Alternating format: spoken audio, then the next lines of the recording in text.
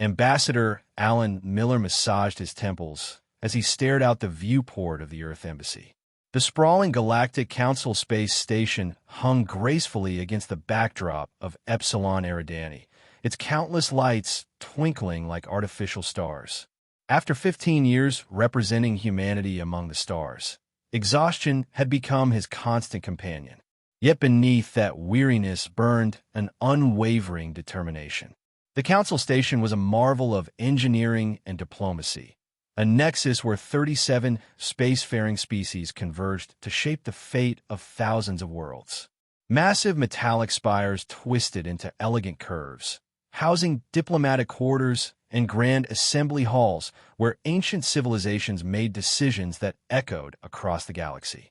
For all its splendor, however, the station held a bitter truth. Earth's voice was consistently the least regarded. Humanity had been granted council membership primarily for their strategic location and resource-rich system, not out of respect for their accomplishments. To the species whose civilizations stretched back millions of years, humans were merely children who had stumbled onto the interstellar stage. Primitive, they called humans behind thinly veiled diplomatic language. Impulsive, they whispered when they thought no human translators were listening. Alan had weathered countless diplomatic slights and dismissals, crafting careful alliances and compromises despite the patronizing attitude of elder council members. He had swallowed his pride more times than he could count, understanding that humanity's survival depended on maintaining these fragile relationships. Ambassador, Alan turned to find his assistant, Beth Winters, standing at the office entrance. The young diplomat's face was unusually pale, her tablet clutched tightly against her chest. "What is it, Beth?" "Urgent transmission from Proxima Centauri B," she said, her voice tight. "The colony has been attacked by Valaxian forces. Current casualty reports estimate 3,000 dead." Alan felt ice spread through his veins. 3,000? That's almost a third of the settlement. The Valaxian High Representative has issued a statement claiming it was a training exercise accident. Rage flashed through Alan's body, hot and electric. For 3 years, he had warned the Council about increasing Valaxian aggression near human space. For 3 years, his concerns have been dismissed as the paranoia of a primitive species unaccustomed to galactic politics. "They're lying," he said, voice dangerously quiet. "I've been monitoring their fleet movements. Their training exercises have systematically probed our defensive capabilities for months." Beth nodded, her professional composure returning. "I've compiled all our evidence on a secure drive. Fleet movements, intercepted communications, satellite imagery from the attack." She hesitated. "Will it make any difference?" "The Council has dismissed our evidence before." Alan stared out at the gleaming council chamber visible through the viewport. After 15 years, he understood the harsh reality of their position. Evidence rarely mattered when power dynamics were so drastically unbalanced. "We'll soon find out," he said grimly. "The session begins in 30 minutes. As they walked through the grand hallways of the council station, Alan felt the familiar weight of countless eyes upon them. Representatives from elder species watched them pass with expressions ranging from condescension to outright disdain. A pair of Korvac diplomats, tall, avian beings with iridescent feathers, whispered behind wing hands as the humans passed, not bothering to hide their amusement.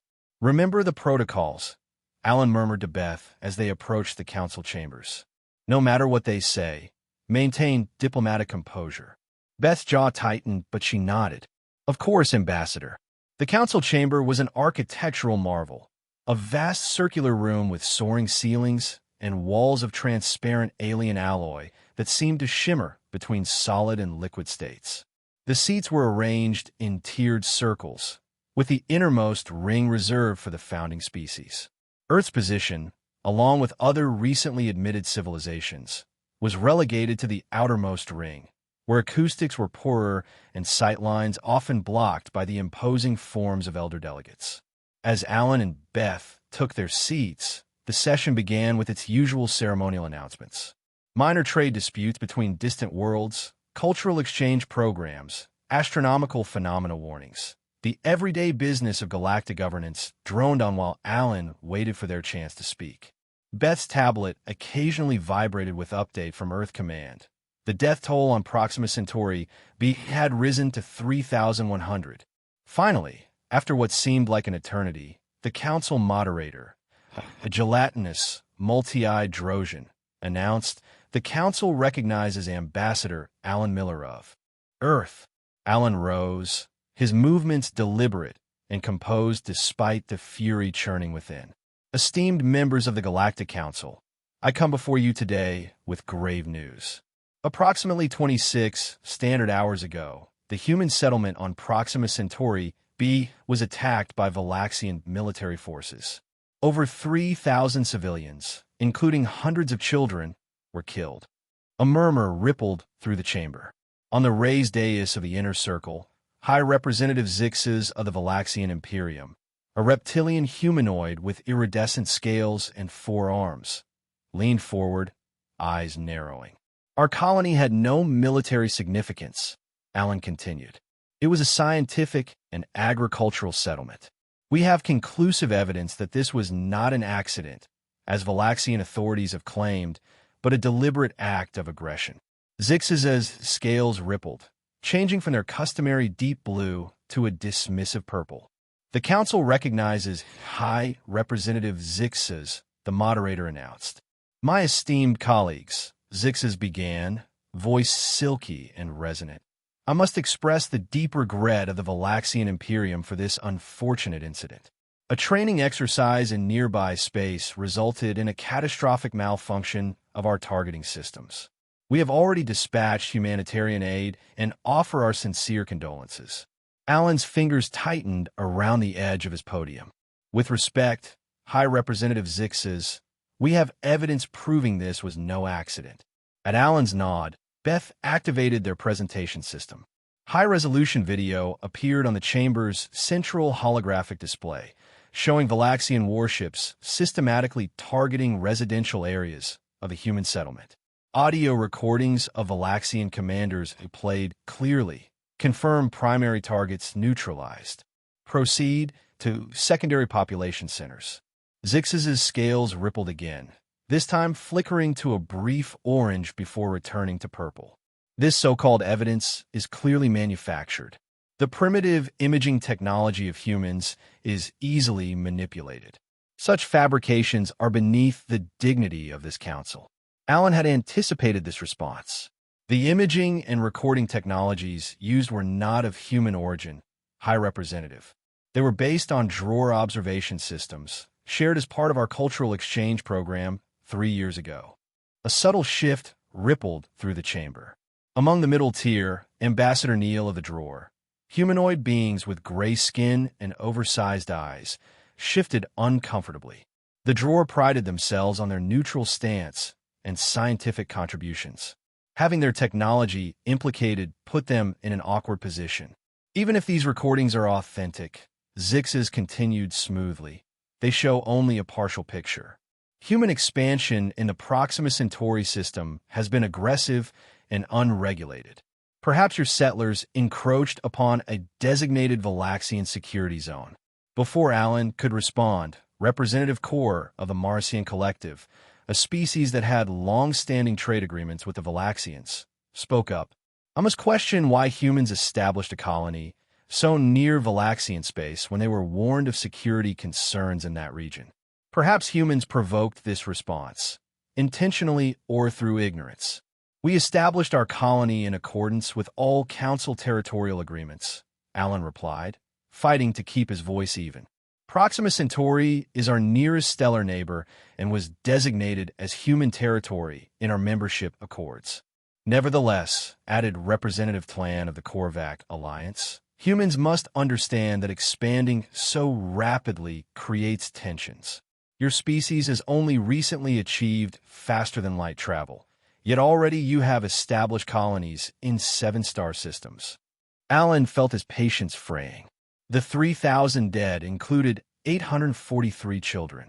They were farmers, teachers, scientists, not soldiers. No territorial dispute justifies the deliberate targeting of civilians. Zixes leaned forward, scales now a confident azure. Regrettable casualties, certainly, but the security of the galactic community sometimes requires difficult measures. The Valaxian Imperium has concerns about human resource consumption and expansion rates. Your species reproduces and consumes at an alarming pace compared to elder races. Several council members nodded in agreement. Representative Morn of the Gelsarian Enclave, a gaseous entity contained within an ornate mechanical shell, emitted a series of harmonic tones that translated as, "The human metabolism and reproductive cycle are indeed more similar to primitive animals than to evolved sentience. Perhaps closer observation of human activities is warranted." Alan couldn't believe what he was hearing. The council was not only dismissing the attack, they were justifying it. 3,000 lives lost, and these ancient beings viewed it as pest control. "Ambassador," Neil of the Drawer finally spoke, their large eyes blinking rapidly in what Alan recognized as a sign of distress. Perhaps some form of compensation could be arranged for the human losses. While security concerns are valid, civilian casualties on this scale deserve acknowledgement. Zixes dismissed the suggestion with a casual wave of one of his four hands. The Valaxian Imperium has already dispatched humanitarian aid. Further discussion of compensation suggests culpability beyond an unfortunate accident, which we do not accept. The moderator's gelatinous form rippled. Does Earth wish to make a formal request to the Council? Alan took a deep breath. This was the moment that would determine humanity's path forward. Earth formally requests a Council investigation into the attack on Proxima Centauri B and appropriate reparations for the lives lost. The request is noted, the moderator replied tonelessly. The Valaxian Imperium rejects the premise of this request, Zixes stated immediately. We consider the matter closed with our voluntary humanitarian assistance. The Council will vote, the moderator announced. One by one, the representatives voted. Drawer abstained. Every other member, 29 species representing civilizations spanning millions of years of development, sided with the Valaxians. Humanity's request was denied. The Council has spoken, the moderator concluded. The matter is considered resolved according to Valaxian terms. This session is adjourned. Beth's face was flushed with anger as they exited the chamber. That's it? 3,000 people murdered, and they just dismiss it? How can they? Not here, Alan interrupted quietly. They walked in silence back to the Earth Embassy, past the stares and whispers of other diplomats. Only when they reached the secure communications room did Alan finally speak again. Establish a direct link to Earth Command Center. Priority Alpha. Full encryption. Beth's eyes widened. Priority Alpha? Do it, Beth. Minutes later, the stern face of Admiral Lisa Carter appeared on the secure screen. Ambassador Miller, I take it the Council rejected our complaint. Not just rejected, Admiral. They justified the attack. Suggested we deserved it for expanding too quickly. Admiral Carter's expression hardened. Then we're authorized to proceed.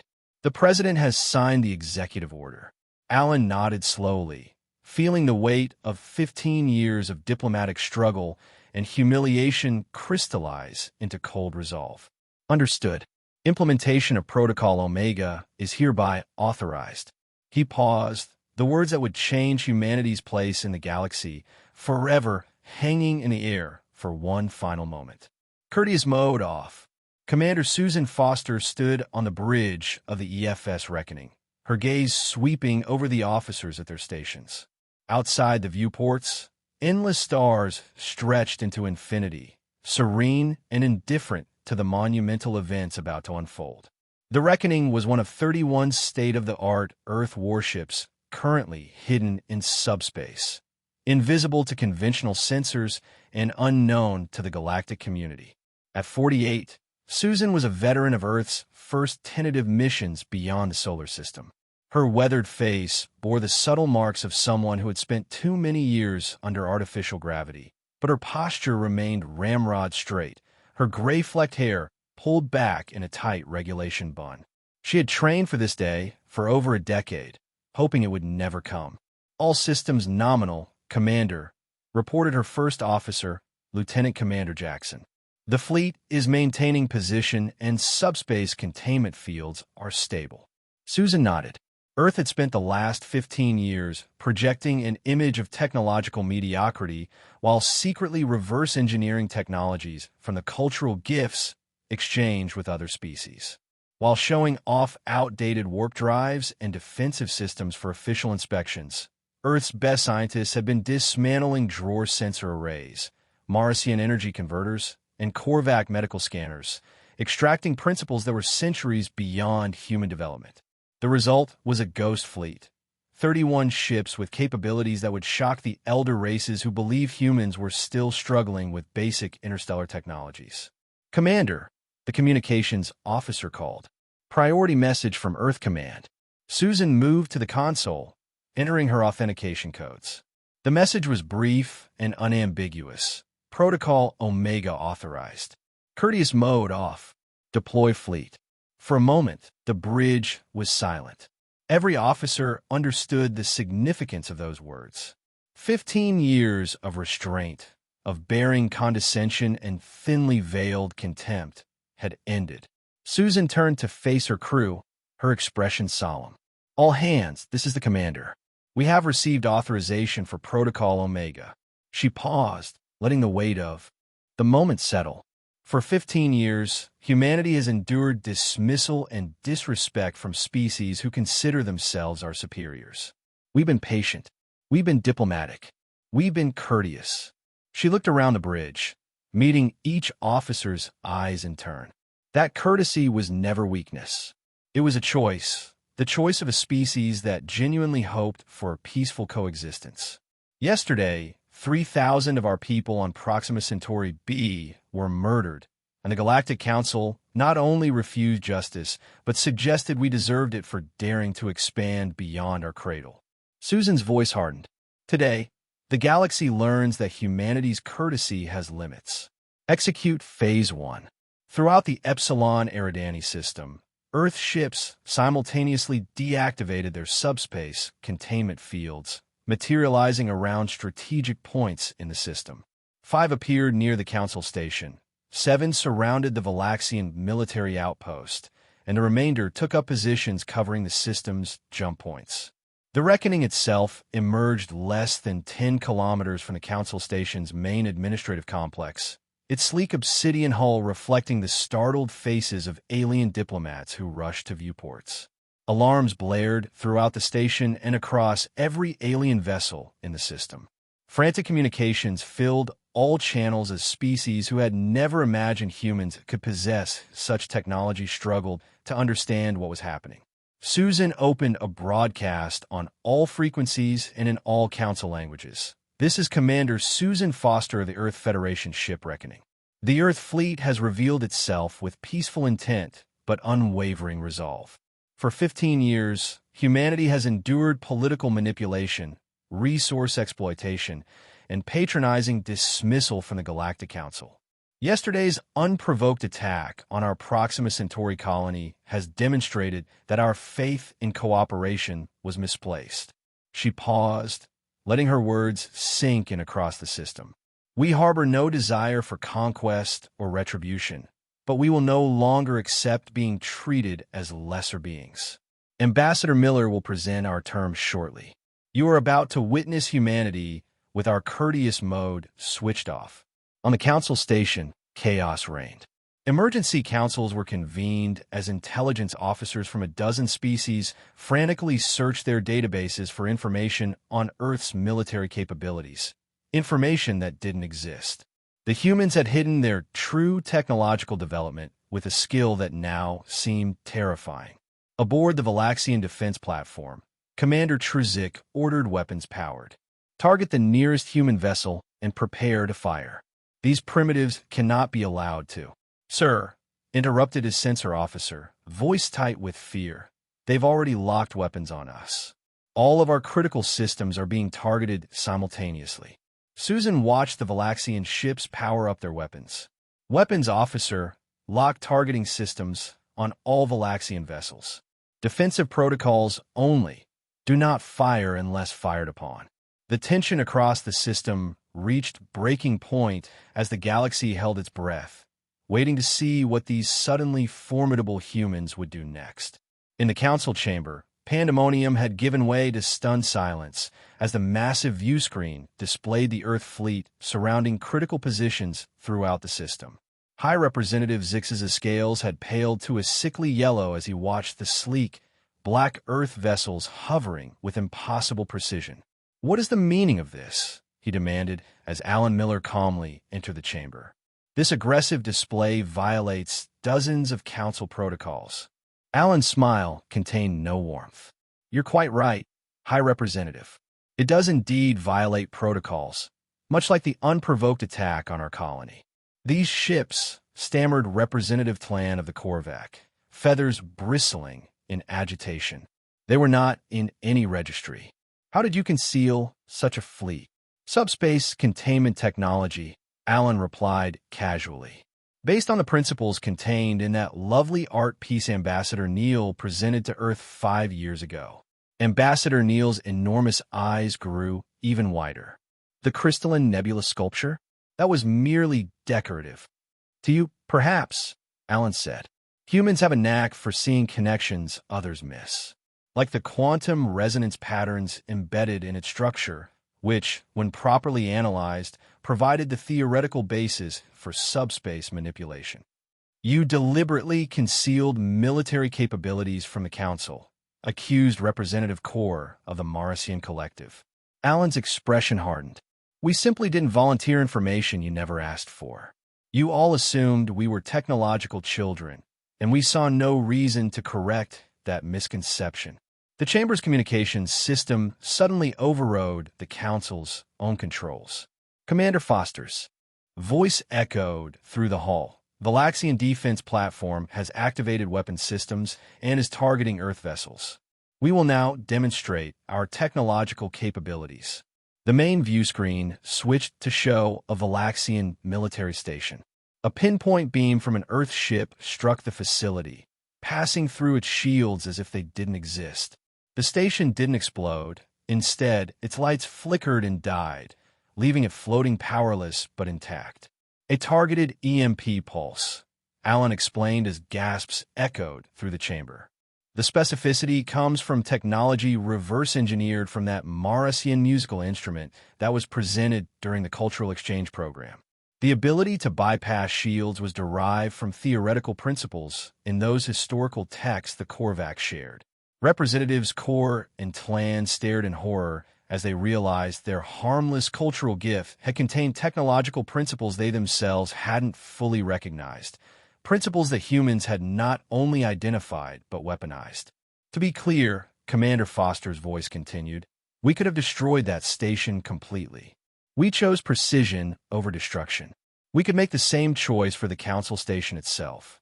High Representative Zix's scales had now blanched completely white, a sign of absolute terror in Valaxians. "What does Earth want?" he finally asked, his usual commanding tone replaced by something far more subdued. Alan looked around the chamber, meeting the eyes of each council member. "Justice for our murdered citizens and a re-evaluation of humanity's place in galactic affairs. The specifics will be transmitted shortly." Silence fell across the council chamber. For the first time, they were seeing humans not as newcomers to be tolerated, but as equals to be respected or feared. "The council requests a recess to consider this development," the moderator finally announced, gelatinous form quivering slightly. "Of course," Alan replied smoothly. "The Earth fleet will maintain its positions until our concerns are addressed."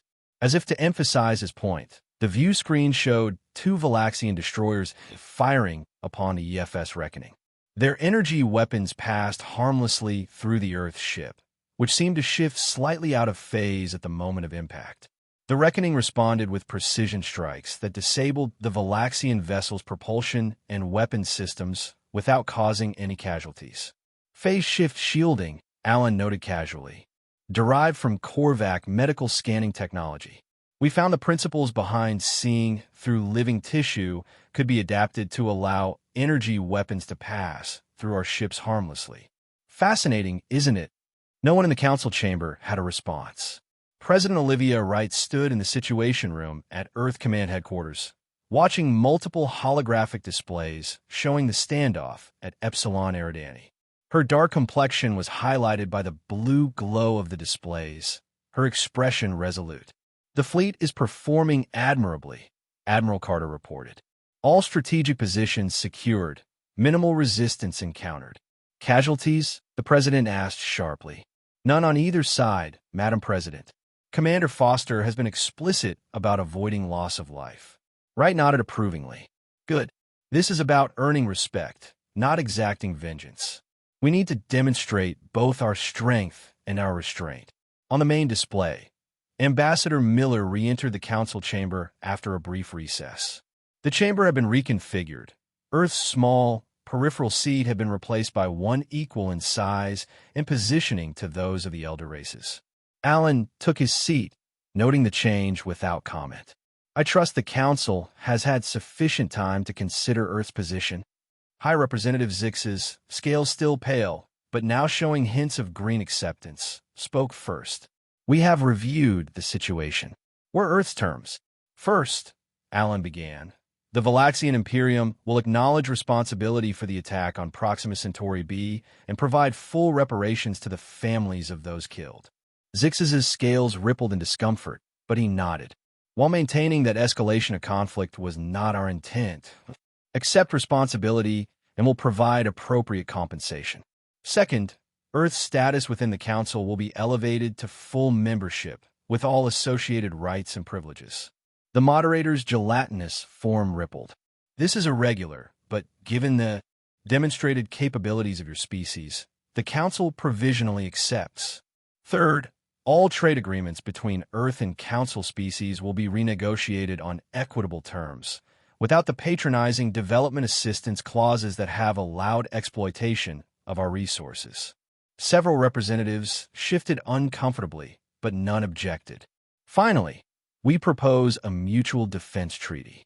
Any attack on Earth or human colonies will be considered an attack on all Council members, and vice versa." This caused more consternation, but Ambassador Neil of the Drawer was the first to speak up. "Having witnessed both Earth's capabilities and its restraint, I find these terms reasonable." The Drawer support them in principle. One by one, other representatives added their agreement, some enthusiastically, others with obvious reluctance. The Korvac representative, impressed by humanity's ingenious adaptation of their medical technology, seconded the Drawer's support. Even Representative Core of the Marasian Collective, after witnessing the precision demonstration of Earth's weapons, grudgingly acknowledged the wisdom of accepting humans as equals rather than risking their enmity. By session's end, a framework for a new relationship had been established. Earth would take its place as a full Council member, and a commission would be formed to oversee reparations for Proxima Centauri B. 6 months later, Ambassador Alan Miller, now High Representative Miller, stood in one of the Council Station's observation lounges, gazing out at the renovated diplomatic deck where Earth's embassy had been expanded to match those of the founding species. The atmosphere within the Council had transformed. Debates were more collegial, with human perspectives sought rather than dismissed. Trade flourished under the new, equitable agreements, and several joint scientific initiatives had been launched. High Representative Miller. Alan turned to find High Representative Zix's approaching. The Valaxian's scales gleamed a respectful blue-green. High Representative Zix's, Alan acknowledged. "How goes the cultural exchange program?" "Enlightening," Zix's admitted. "We've hosted 200 human scholars at our universities, and 50 Valaxian scientists are currently studying at Earth institutions." He paused, scales shifting thoughtfully. "We still find your species difficult to categorize. You prioritize peace, yet prepare so thoroughly for war." "An old human saying," Alan replied. "Si vis pacem, para bellum." If you want peace, prepare for war. "Indeed," Zix's mused. "The attack on your colony was a grave miscalculation on our part. We interpreted your courtesy as weakness. A common mistake when encountering humans," Alan said mildly. Zix's scales rippled in what Alan recognized as their equivalent of a rueful smile. I've proposed a genuine cultural exchange between our peoples.